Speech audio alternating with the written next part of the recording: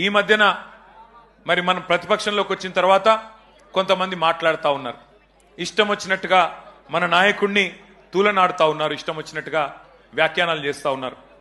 జాతి మీద, జాతి గౌరవం మీద ఎవరు పడితే వాళ్ళు మాట్లాడుతూ ఉన్నారు. నేను వారికి అందరికీ ఒకటే చెప్తా ఉన్నా, తెలంగాణ మట్టితో మమేకమైన వాడికి, తెలంగాణ మట్టితో మమేకమైన వాడికి, ఉద్యమాల ఉగ్గుపాలు తాగిన వాడికి, ఆత్మగౌరవ పోరాటంలో కలిసి అడుగు నడిచిన వాళ్ళకి మాత్రమే జాతి అంటే ఏంటో తెలుస్తుంది, జాతి గౌరవం అంటే ఏంటో తెలుస్తుంది.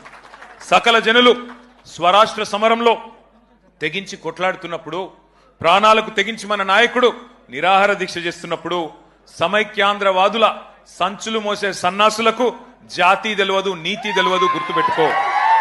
లాఠీ దెబ్బలు తిన్నోళ్లకు, జైళ్లకు పోయినోళ్లకు, తుపాకులకు ఎదురుబడి నిలబడ్డోళ్లకు జాతి అంటే, జాతి అస్తిత్వం అంటే ఏంటో తెలుసు. ఉద్యమకారుల మీదికి తుపాకులు తీసుకొని ఆ రోజు దాడికి వెళ్లిన ద్రోహులకు జాతి నిర్వచనం ఎట్లా తెలుస్తుంది?